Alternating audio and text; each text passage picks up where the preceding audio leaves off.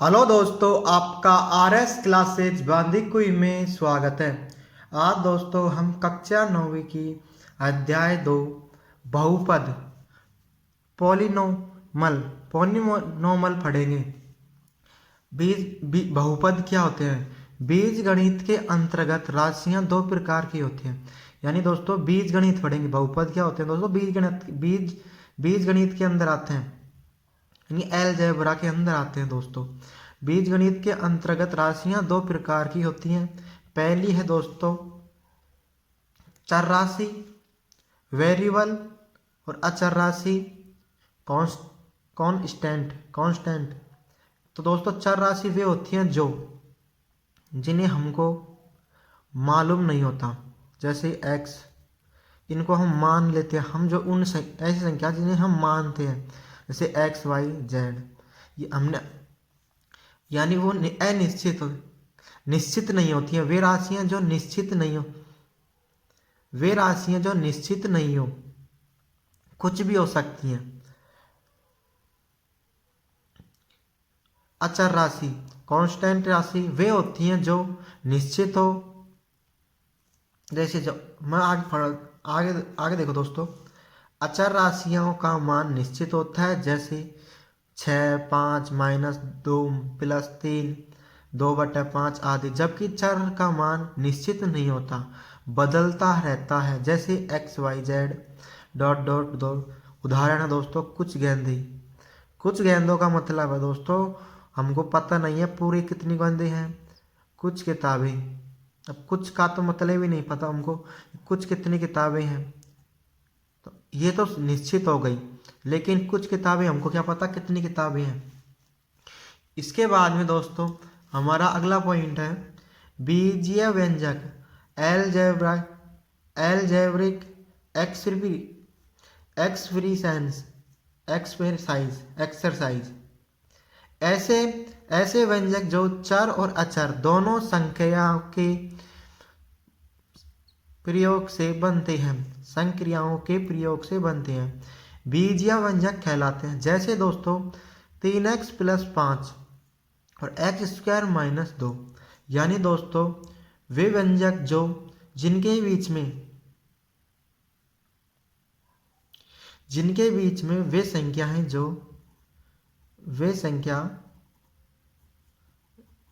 जो प्लस या माइनस के साथ हो। इसके बाद में दोस्तों यानी दोस्तों ये प्लस माइनस में जुड़ रही है, इसलिए बीजीय व्यंजकों के पदों तथा गुणनखंडों का निर्माण। यानी दोस्तों हमको व्यंजक भी दिए होते हैं और व्यंजकों के पदों तथा गुणनखंड, यानी व्यंजक क्या होते हैं दोस्तों? पदों में भी होते हैं और गुणनखंडों का निर्माण भी करते हैं। जैसे दोस्तों जब बीजीय व्यंजक में प्लस यानी धनात्मक चिन्ह तथा नेगेटिव यानी ऋणात्मक चिन्ह सक्रिया का प्रयोग होता है, तब वह पद कहलाता है, वह पद बनाते हैं। जबकि गुणा या भाग सक्रिया से गुणनखंड बनते हैं। जैसे दोस्तों मैंने एक एग्जाम्पल लिया है आपके लिए कि x² - 5x + 6। इसमें पहला पद दोस्तों x² है, दूसरा पद -5x है और तीसरा पद 6। अब दोस्तों इसके गुणनखंड करते हैं दोस्तों। पहले पद के हम गुणनखंड करेंगे तो इसको लिखेंगे दोस्तों x × x। 5 को लिखेंगे दोस्तों 5 × x और 6 को लिखेंगे दोस्तों 6 × x, 6 × 1। ये दोस्तों हमारे गुणनखंड हो गए। अब दोस्तों अगला पॉइंट है इसमें, जब किसी पद के गुणनखंड किए जाते हैं तब उससे प्राप्त संख्यात्मक गुणनखंड शेष पद का गुणांक कहलाता है। यानी दोस्तों वे संख्या जो चर संख्या के आगे लगती है, आगे लिखी होती है, वह संख्या जो आगे लिखी होती है। जैसे दोस्तों ये हमारे दोस्तों पद हैं, एक पद, 2 पद और 3 पद। अब दोस्तों इनके गुणांक क्या होंगे, एक्स स्क्वायर का गुणांक क्या हो गया दोस्तों, 3 हो गया। ये इसके आगे लिखी है दोस्तों, ये चर संख्या है। इसके बाद में दोस्तों ये एक्स वाई का गुणांक 5 होगा, क्योंकि एक्स वाई के आगे क्या लिखा है 5। और 5 का गुणांक दोस्तों, अचर पद का गुणांक 5 ही होता है दोस्तों। इसके बाद में दोस्तों हमने क्या पढ़ लिया इससे ऊपर कि राशियां दोस्तों दो प्रकार की होती है, चर राशि और अचर राशि। चर राशि वे होते हैं जिन्हें हम गिन नहीं सकते यानी निश्चित नहीं होती है। अचर राशि वे होती हैं जिन्हें हम गिन सकते हैं तथा लिख भी सकते हैं। लिख तो दोनों निश्चित होती हैं, यानी ये निश्चित होती हैं, ये अनिश्चित होती हैं। जब इन दोनों चिन्हों के बीच में प्लस या माइनस प्लस या माइनस हो तो बीजीय व्यंजक कहलाते हैं। और बीजक व्यंजक को हम दो भागों में बांट सकते हैं दोस्तों, पद और गुणनखंड। और पद क्या होते हैं, बीजीय व्यंजक में जितनी संख्याएं होती हैं प्लस माइनस की, वो तो पद होते हैं। और उनको गुणनखंड यानी उनका गुणा या भाग करने पर जो संख्याएं प्राप्त होती हैं उन्हें गुणनखंड कहते हैं। इसके बाद में हमारा अगला पॉइंट है दोस्तों इसके बाद में हमारा पॉइंट है दोस्तों अगला बहुपद, पॉलिनोमल। ऐसे एक या अधिक पदों वाला कोई भी व्यंजक बहुपद कहलाता है जिसमें चर की घात केवल पूर्ण संख्या हो। जैसे दोस्तों चर की घात यानी दोस्तों हमारे पास में चर है एक्स की घात पूर्ण संख्या हो, यानी 1 हो सकती है, 1 हो सकती है, 2 हो सकती है, 3 हो सकती है। तो पूर्ण संख्या बराबर क्या होता है दोस्तों, पूर्ण संख्याएं वे होती हैं, पूर्ण संख्याएं वे संख्या होती हैं जो 1 से शुरू होकर 1 से शुरू होकर अनंत तक चलती हैं। ये संख्या है दोस्तों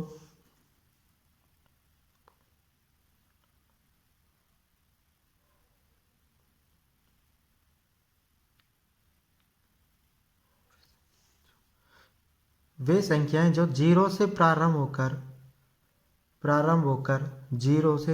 होकर अनंत तक चलती हैं दोस्तों। पूर्ण संख्या क्या होती है दोस्तों, जो 0 से प्रारंभ होकर, इसे हम दोस्तों W से प्रदर्शित करते हैं। W का मतलब होल नंबर। अब दोस्तों बहुपद का वर्गीकरण। बहुपद दोस्तों हमने दोस्तों बहुपद को तीन भागों में बांटा है, पद, घात और चर के रूप में। पहला पद क्या होता है, पद में जिस प्रकार दोस्तों किसी संख्या 3x है तो इसमें कितने पद है दोस्तों, 1 पद। तो ये हो गया दोस्तों एक पदी का उदाहरण।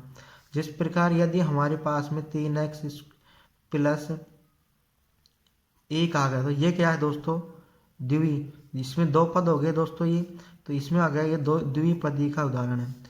यदि हमारे पास में 3 पद हो जाते हैं, 3x square plus x square plus 1, इसमें दोस्तों 3 पद हो गए, तो ये क्या होगा दोस्तों, त्रिपद का उदाहरण।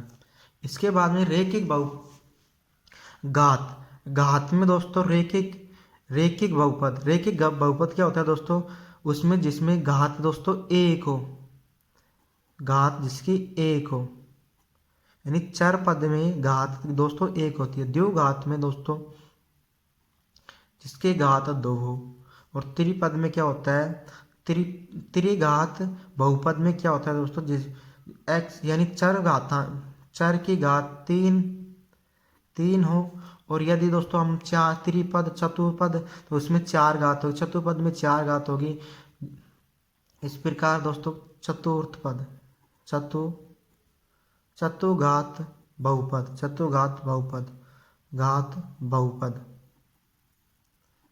बहुपद। तो ये हो गए दोस्तों x की घात 4 प्लस 1, तो इसमें दोस्तों 4 घात हो गई x की, यहाँ पे 3 है तो 3, ये त्रिघात पद बहुपद। जैसे घातें जैसे बढ़ती जाएंगी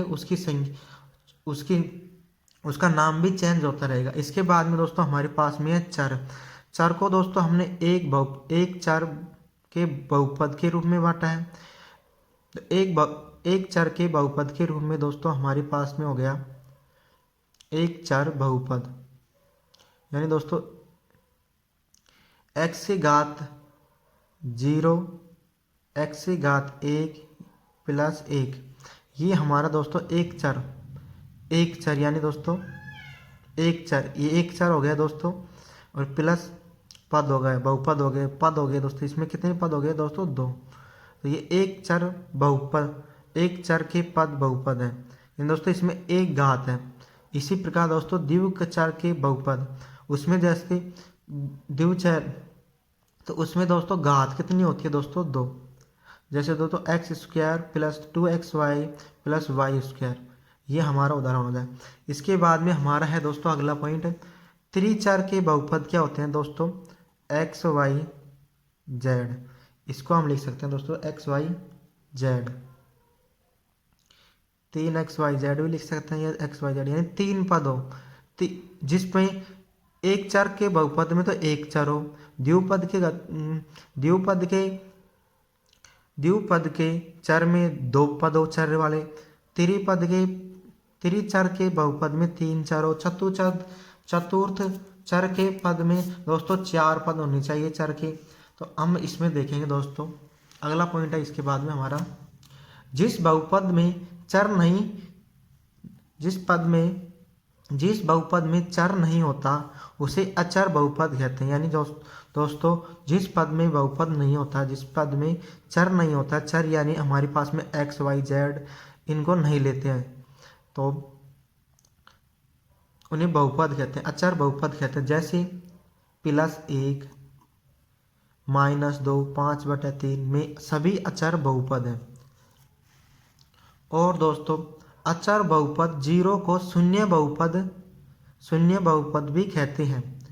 अचर बहुपद में 0 यानी ये 0 है, जो को शून्य बहुपद भी कहते हैं। यदि एक चरीय बहुपद में चर x है, यदि एक चरीय बहुपद में चर x है तो इसे हम px से प्रदर्शित कर सकते हैं। जैसे दोस्तों px यानी दोस्तों हमारे पास में ये संख्या x² + y 5x + 3, इसको हम किस रूप में लिख सकते हैं दोस्तों? ये x को हम x है तो यहाँ पे x लिख देंगे। यहाँ पे दोस्तों y² + y + 1 है तो यहाँ पे y है तो py लिख देंगे। यहाँ पे दोस्तों t है, यहाँ पे भी t, यहाँ पे यानी पूरी समीकरण में t दिख रहा है तो इसको हम किसके रूप में लिख सकते हैं? p(t) के रूप में। अब दोस्तों इसमें देखते हैं, अगला पॉइंट है दोस्तों हमारा, एक बहुपद में 4 की अधिकतम घात वाले पद के घातांक को घात पद की घात कहा जाता है। यानी दोस्तों ये चर है, चर के ऊपर जितनी घात होगी, यानी ये 4 घात है इसके ऊपर, तो इसे चतुर्घातांक कहेंगे। इसमें 4 घात है तो इसे चतुर्घात कहेंगे। यदि किसी के ऊपर 3 घात है तो इसे त्रिघात कहेंगे, या 3 घात वाला बहुपद कहेंगे। यदि किसी के पास में 2 घात है तो इसे क्या कहेंगे दोस्तों? द्विघात बहुपद कहेंगे। जिस प्रकार मैंने और पॉइंट बनाए हैं दोस्तों, 3 घात वाले बहुपद को त्रिपद बहुपद कहलाते हैं। जैसे 2x का क्यूब + 6 x का क्यूब + 2/5 का स्क्वायर, x का क्यूब + 5x की घात 1 + 6 इत्यादि। इस प्रकार दोस्तों 2 घात वाले बहुपद को द्विपद बहुपद कहते हैं। जैसे दोस्तों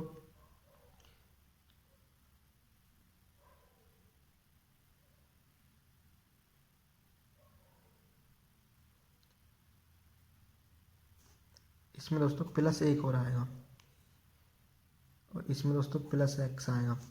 2 घात वाले बहुपद को द्विपद बहुपद कहते हैं। जैसे दोस्तों इसमें 2 तो पद हैं और घात भी क्या है दोस्तों? 2 है, तो इसे द्विपद 2 घात वाले बहुपद को द्विपद कहते हैं। यानी इसमें दोस्तों घात भी 2 है और 2 पद भी 2 है, यानी दोस्तों द्विपद में 2 घात और 2 ही पद होंगे। और त्रिपद, तीन पद में तीन पद और तीन ही घातें होंगी, तीन पद और तीन ही घातें होंगी, तीन पद और तीन ही घातें होंगी। इसके बाद में हमारा अगला क्वेश्चन है दोस्तों, इसी में बहुपद के शून्यक। बहुपद के शून्यक क्या होते हैं दोस्तों? किसी बहुपद में चर के स्थान पर वास्तविक संख्या को प्रतिस्थापित करने पर यदि बहुपद का शून्यक आ जाए, यदि बहुपद का शून्यक आ जाए तो वह वास्तविक संख्या का मान शून्य आ जाए तो वह वास्तविक संख्या का मान शून्य आ जाए तो वह वास्तविक संख्या उस बहुपद का शून्य कहलाता है। जैसे दोस्तों मैंने एक उदाहरण लिया है, मैंने मान लो एक पहला उदाहरण दोस्तों ये और दूसरा उदाहरण ये। यदि मैं एक्स स्क्वायर, हमारे पास में ये समीकरण एक्स स्क्वायर माइनस 9। अब दोस्तों हम एक्स बराबर प्लस रखते हैं, इसमें एक्स बराबर 3 तो 3x, 3 का स्क्वायर प्लस -3 तो 9 माइनस 9 बराबर हमारे पास में 0 आ गया दोस्तों। तो ये एक शून्यक है, पर इसके ये वास्तविक संख्या है दोस्तों। और इसके अलावा दोस्तों हम x के बराबर, x का मान हम यदि हम -3 रखते हैं तो ये माइनस माइनस प्लस हो जाएगा दोस्तों, प्लस 9 माइनस 9 बराबर 0। तो ये शून्यक है, क्योंकि तो जो वे संख्या है जिनके बहुपद शून्य होते हैं, यानी दोस्तों उनको सरल करने पर बराबर में क्या आ जाए दोस्तों, शून्य आ जाए तो वो वे पद बहुपद कहलाते हैं। अब इसमें दोस्तों एक पॉइंट आया दोस्तों, वास्तविक संख्याएं। वास्तविक संख्याएं वे होती हैं, वास्तविक संख्या क्या होती है दोस्तों? वास्तविक संख्या परिमेय एवं अपरिमेय का समूह होती है। इसके बाद में अगला पॉइंट है दोस्तों हमारा नोट पहला। नोट एक शून्यतर अचर बहुपद का कोई शून्य नहीं होता। यानी दोस्तों मान लो हमारे पास में एक शून्यतर यानी शून्य के अलावा यानी घात मान लो हमारे पास में शून्य नहीं है। इसके अलावा घात 1, 2, 3, 4 है, यानी x की घात 1, x की घात 2, x की घात 3 है, तो उसका कभी भी जीरो आंसर, जीरो बराबर शून्यक 0 नहीं आएगा। यानी शून्य दोस्तों यदि हमारे पास में घात 0 के रूप में नहीं है तो हमारे पास में कभी भी दोस्तों 0 नहीं आएगा, 0 नहीं आएगा, तो ये शून्यक भी नहीं होगा। अब परंपराओं के अनुसार प्रत्येक वास्तविक संख्या शून्य बहुपद का एक बहुपद होती है। तो ये दोस्तों ये नोट है कि वैज्ञानिकों ने कह दिया था, हमें को मानना ही पड़ेगा। परंपरा के अनुसार प्रत्येक वास्तविक संख्या शून्य बहुपद का बहुपद होती है। प्रत्येक रैखिक बहुपद का केवल एक शून्य होता है। प्रत्येक रैखिक बहुपद का केवल एक शून्यक होता है और एक बहुपद के एक से अधिक शून्यक हो सकते हैं। एक बहुपद के एक से अधिक शून्यक हो सकते हैं। इसके लिए दोस्तों हम सबसे पहले करते हैं रैखिक बहुपद का शून्यक ज्ञात करना। जैसे हमारे पास है मान लिया दोस्तों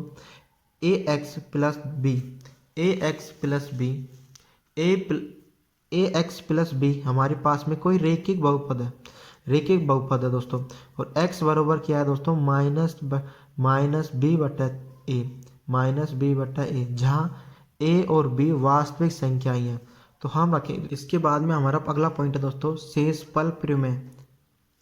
मान लीजिए p ब्रैकेट x एक या एक से अधिक घात वाले बहुपद है।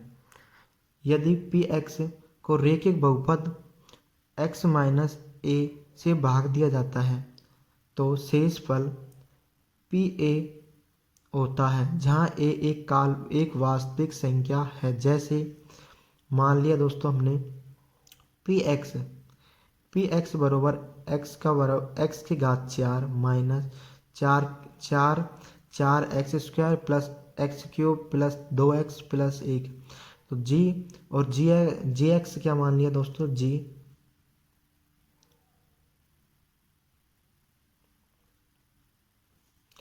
ये दोस्तों जी एक्स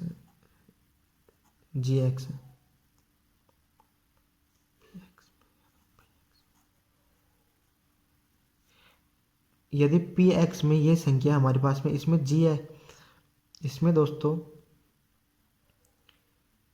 जी एक्स का भाग दिया जाता है, यानी एक्स माइनस ए का भाग दिया जाता है, तो हमारे पास में दोस्तों पी एक्स भाग जी एक्स प्राप्त होता है। यानी दोस्तों जी एक्स का हम भाग दे रहे हैं पी एक्स में, तो ये दोस्तों हमारे पास में जी एक्स क्या है दोस्तों, जी एक्स है एक्स माइनस एक बरोबर इसको हम एक के मान 0 के मान लेंगे, तो हमारे पास में आएगा क्या आएगा दोस्तों, एक्स प्लस एक्स बरोबर 5। हम दोस्तों इसमें एक्स बरोबर एक मान रखेंगे एक्स का, तो हमारे पास में इसका शेषफल, यानी दोस्तों ये शेषफल आ जाएगा। ये हमारा क्या है, शेषफल। यदि हम तो ये हमारा आंसर आ जाएगा दोस्तों शेषफल परिमेय से, शेषफल परिमेय से। तो एक का क्यूब एक की 4 घात माइनस 4x 4 एक की घात 2 प्लस 1 की घात क्यूब प्लस 2 की घात 2 इंटू 1 प्लस 1। तो इसको हम हल करेंगे दोस्तों, 1 माइनस 4 माइनस 1 प्लस 2 प्लस 1। तो दोस्तों ये माइनस माइनस ये दोस्तों 2 2 1 3 3 और 1 4।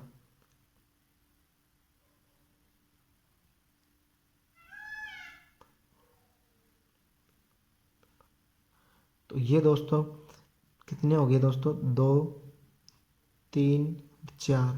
तो 4 से 4 कट जाएगा दोस्तों, हमारे पास में क्या आएगा माइनस है, जो हमारा शेषफल है। ये हमारा शेषफल है दोस्तों।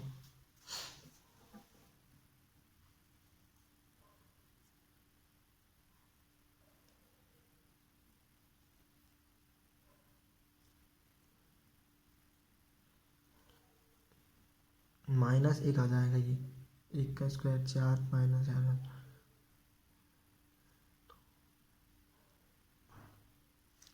इसके बाद में दोस्तों अगला पॉइंट है हमारा, अगला पॉइंट क्या है दोस्तों, गुणीय परिमेय। गुणीय परिमेय यदि पी एक्स एक बहुपद, यदि पी एक्स एक या एक से अधिक घात का बहुपद है और ए कोई वास्तविक संख्या हो, तो x minus A P x का एक गुणनखंड होता है यदि पी ए बरोबर 0 हो, और यदि पी ए बरोबर 0 होता है यदि x minus A P x का गुणनखंड होता है। जैसे दोस्तों इसका हम एक उदाहरण लेते हैं।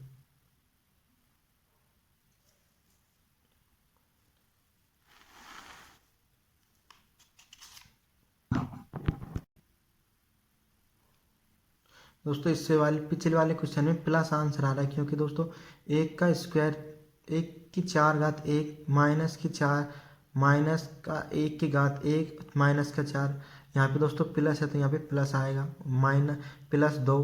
तो ये दोस्तों प्लस प्लस प्लस प्लस ये सब चारों कट गए दोस्तों, और ये प्लस का आंसर बच गया। इसके बाद में दोस्तों अगला पॉइंट है हमारा, अगला पॉइंट क्या है दोस्तों, गुणीय परिमेय।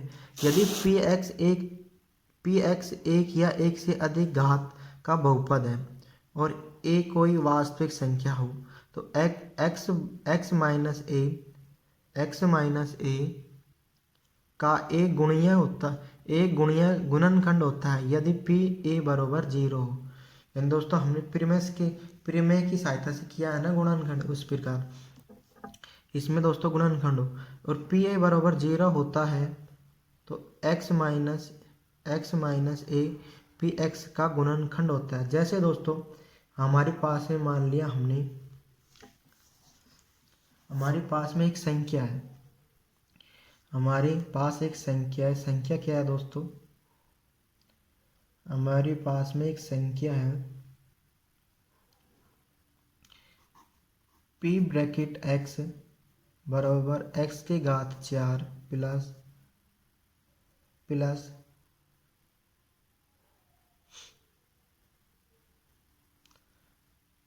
x की घात क्यूब प्लस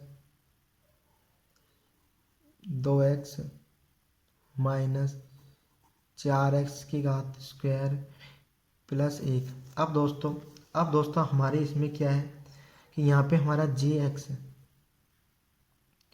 यानी दोस्तों हमारा इसमें है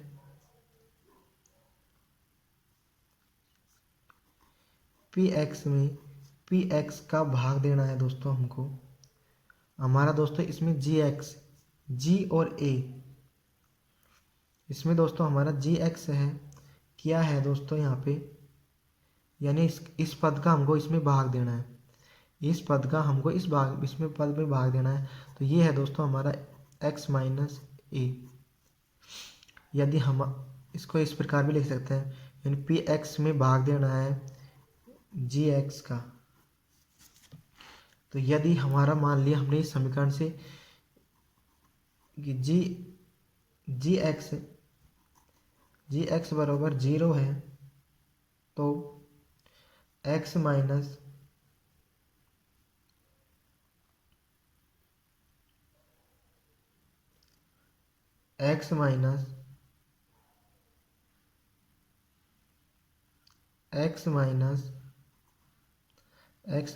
ए बराबर 0। तो x बराबर हमारे पास में दोस्तों बराबर में प्लस में क्या आ जाएगा दोस्तों a।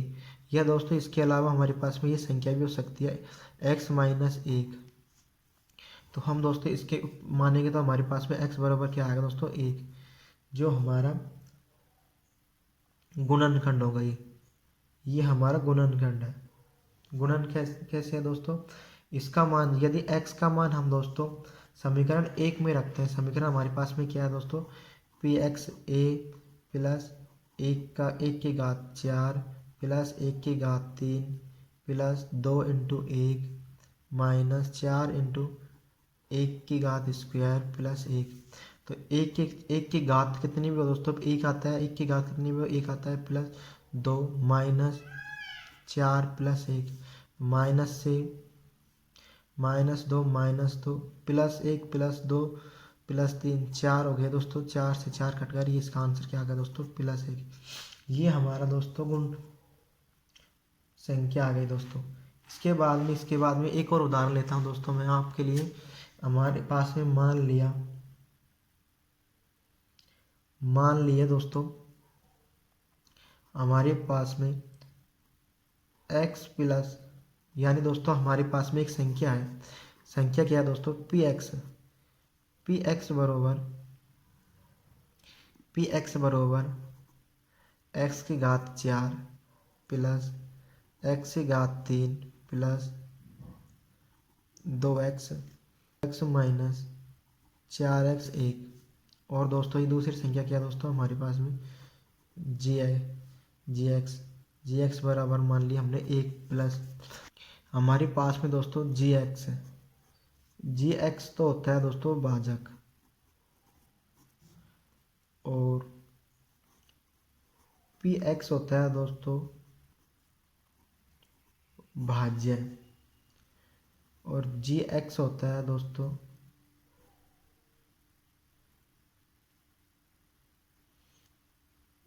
ये हो गया दोस्तों qx बराबर भाजक, px बराबर भाज्य, gx बराबर भागफल, और pa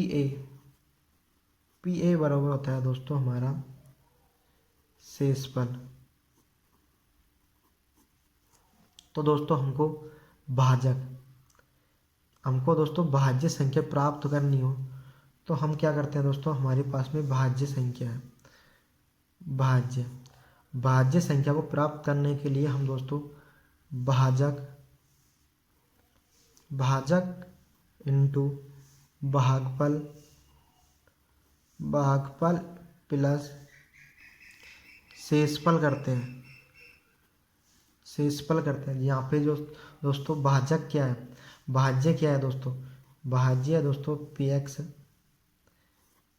पी एक्स और भाजक क्या है दोस्तों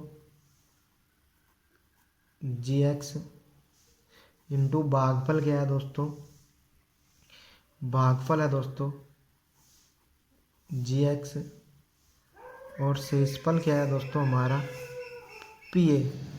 जिस प्रकार मैं आपके सामने एक उदाहरण लेता हूँ दोस्तों, उदाहरण क्या है दोस्तों हमारे पास में, मान लिया हमारे पास में भाजक तो है दोस्तों 2, भाज्य है 8 और भागफल है दोस्तों हमारे पास में, भागफल दोस्तों हमारे पास में 0 और शेषफल मान लिया हमने दोस्तों, भागफल क्या आएगा दोस्तों, भागफल आ गया दोस्तों 4 और शेषफल क्या आ गया दोस्तों 0। अब दोस्तों हमको इसमें भाज्य संख्या ज्ञात करनी है, यानी दोस्तों हमको 8 प्राप्त करना है। तो हम लिखेंगे दोस्तों भाज्य बरोबर भाजक इंटू भागफल प्लस शेषफल।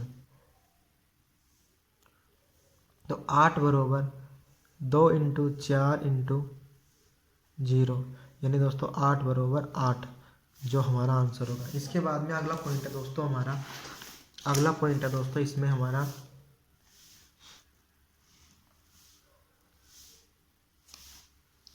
बीजीय सर्वसमीकरण। बीजीय समीकरण यानी अल्फाबेटिकल एंटिटिक्स आइडेंटिटिक्स। बीजीय सर्वसमीकरण ऐसे समीकरण हैं जो चरों के सभी मानों के लिए सत्य होती हैं। दोस्तों वैज्ञानिकों ने हमको कुछ समीकरण दिए हैं, गणितज्ञ विज्ञान के में सांख्यिक वैज्ञानिकों ने हमको कुछ समीकरण दिए हैं दोस्तों।